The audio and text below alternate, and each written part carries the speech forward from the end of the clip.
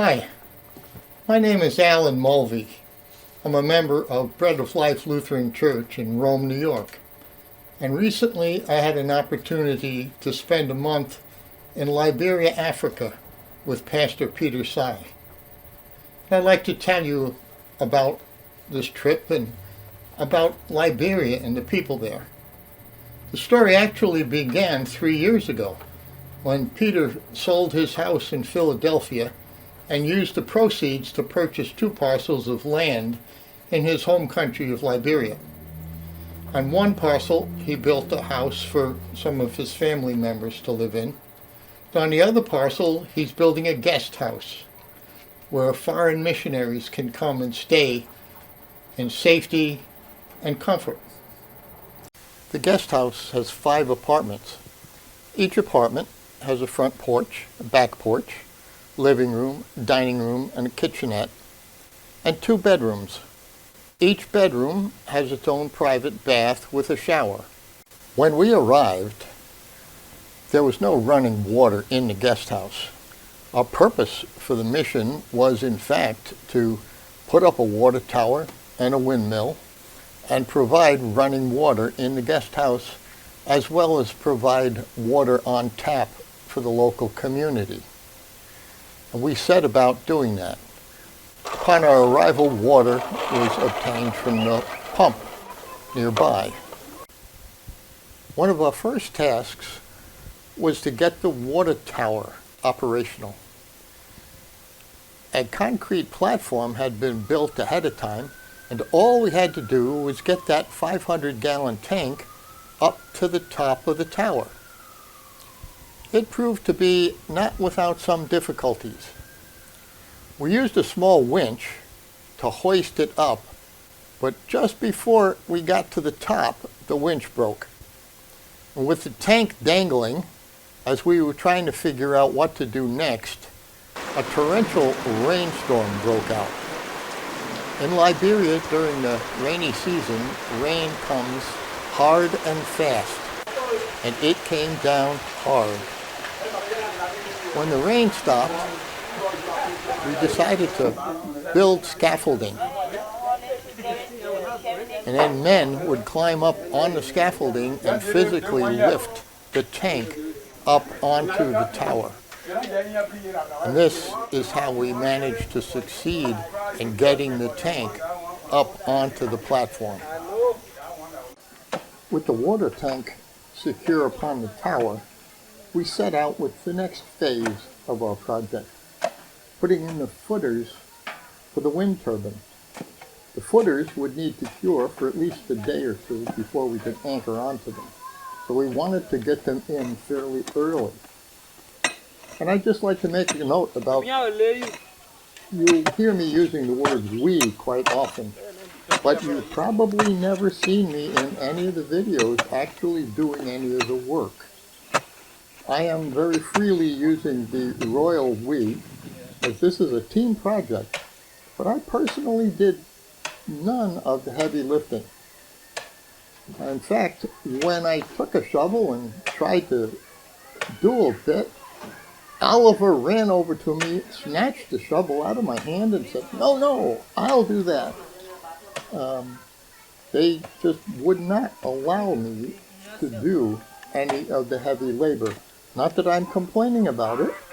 I'm very happy to help Peter in supervising and in making the various connections that needed to be made along the way.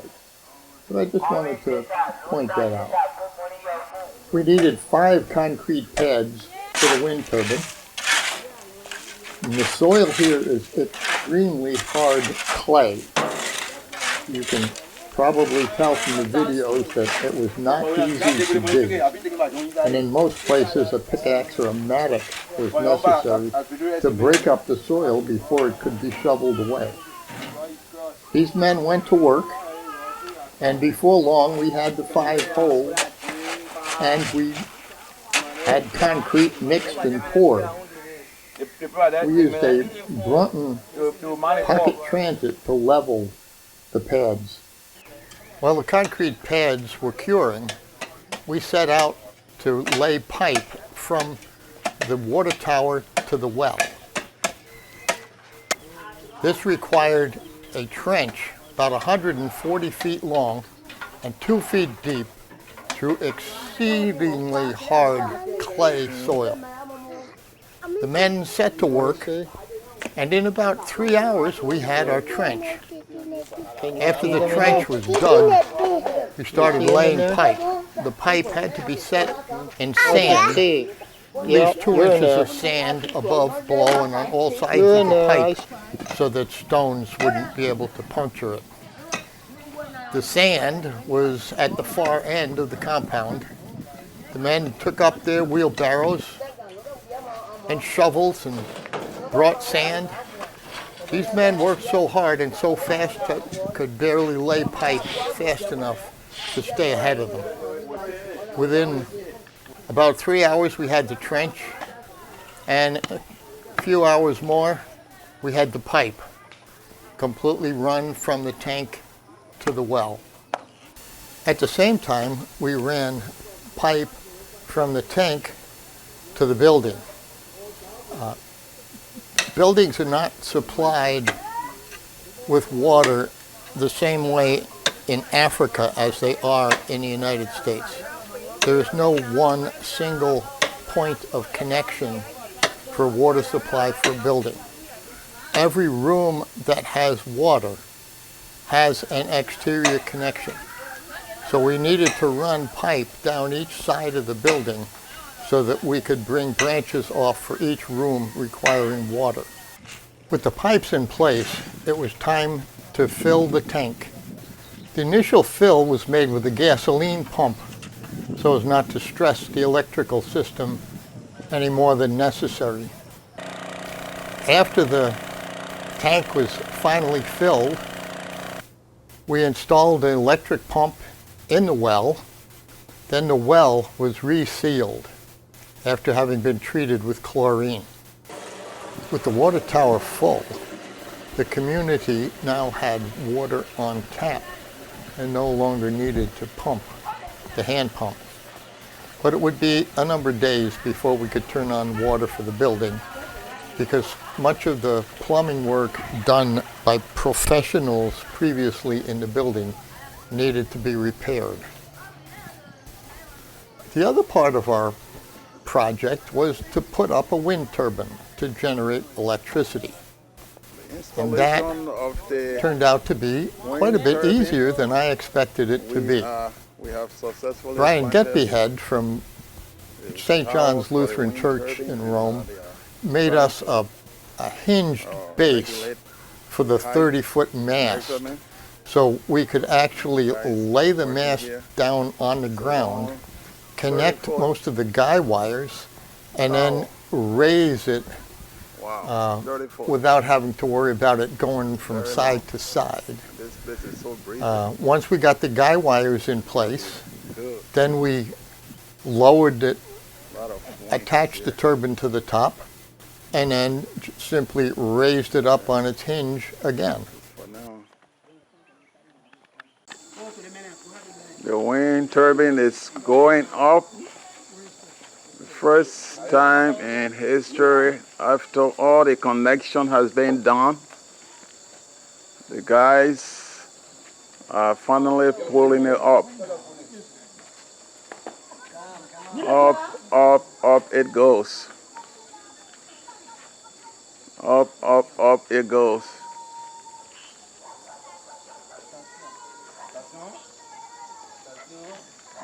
It is up and it's now spinning. The cables came up on the other side.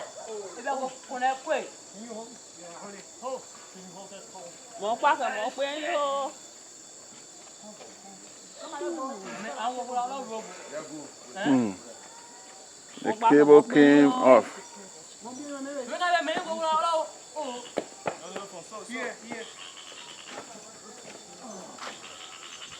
Alan is trying to put back the cable when they were pulling it off.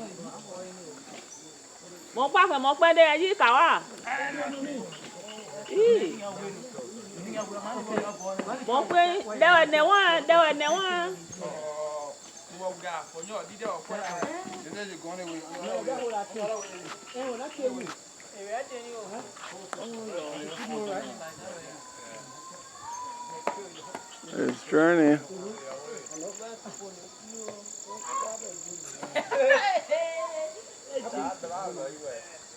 Wind turbine is turning with heavy speed.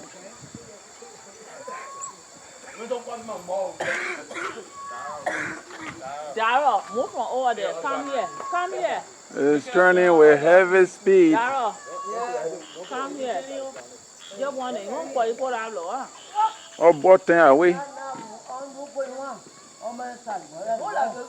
Darrell, come here. Come. Come here. Yeah, I will move from over there. Okay, so we still have the level out here too? Level near to what there. Here's the level. Somebody should come and get it. Right here. They want to put it on the level. We've got to get a wire tie.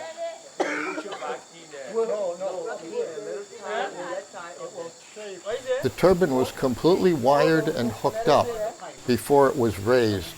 We didn't want to risk working with live wires. And as you can see, we accomplished the task just before sunset. Now that I've talked about the technical aspects of our mission and how we accomplished each one, I want to talk about the important things.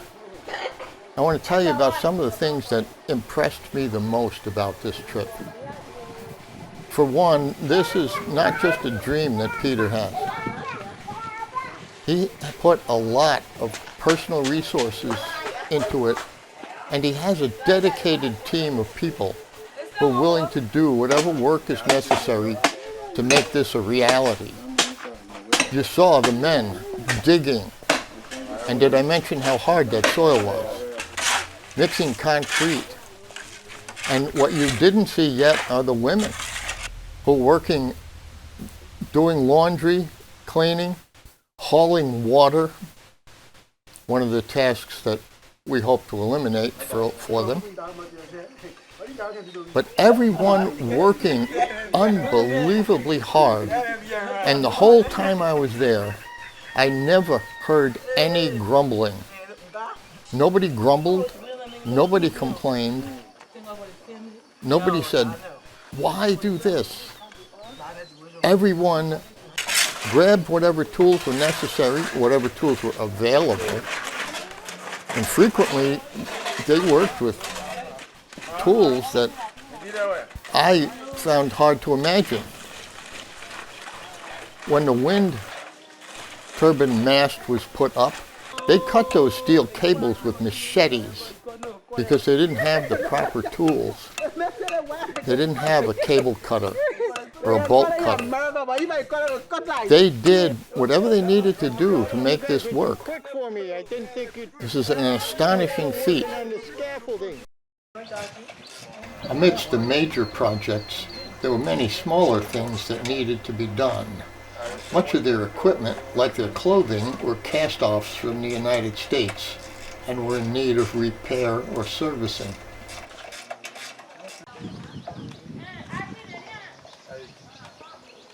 In wagon.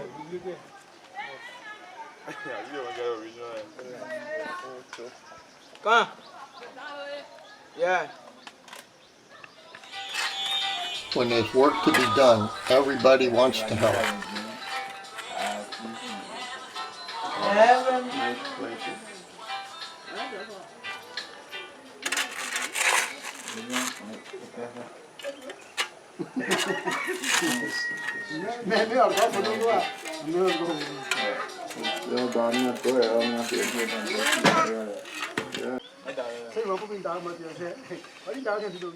The heavy rains produced a lot of erosion, which had to be addressed with various landscaping projects.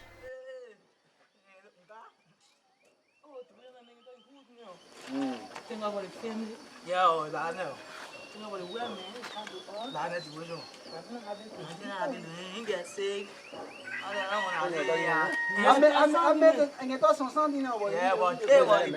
We also put in a walkway to the front door.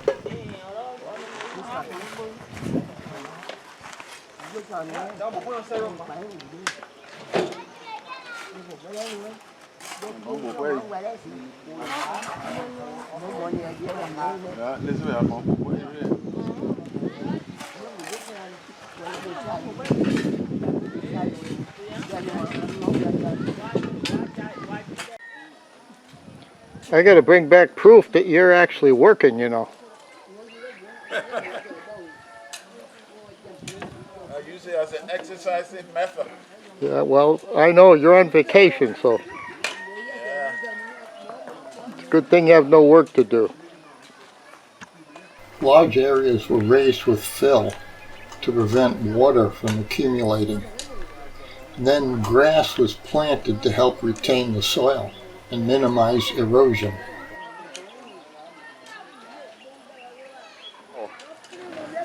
He's working so hard.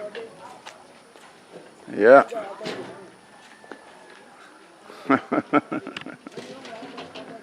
How you doing there, Alan? The ants are biting him, and still he's ignoring it and doing all the work. Doing very little work, actually. So we're just taking this picture to show that I did something.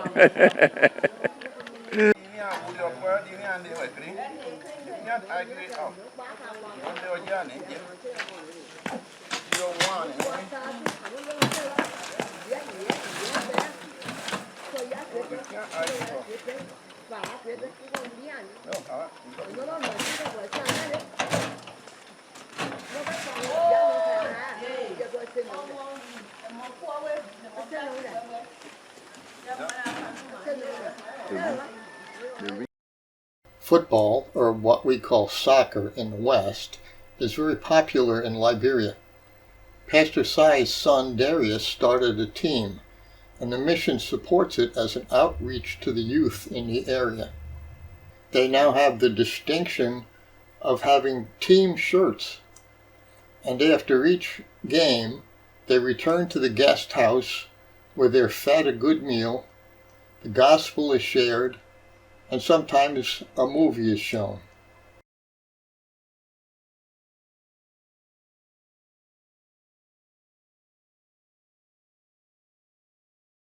When the food comes out, everyone eats, not just the team members. Liberia is a place of exceptional beauty.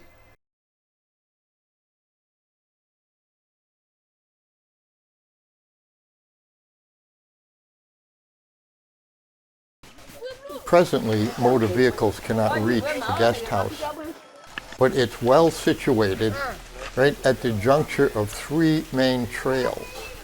There's traffic through there all the time, day and night. We had 2 worship services while we were there. The first service, we let it be known just by word of mouth in the neighborhood that we would be handing out clothing and shoes. Peter had acquired a significant amount of used clothing and shoes from yard sales in America before going over. And when it came time for the service, I stopped counting at about 100 people. They were still coming. The poverty level is unbelievable. And when you give somebody a simple thing like a shirt or a pair of shoes, it's so appreciated. It's hard for us Westerners to imagine. Our second service, we gave nothing away, but we still had 65 people came.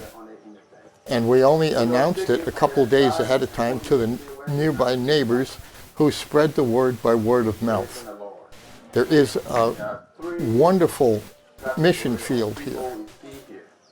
The harvest truly is plentiful, but the laborers are few.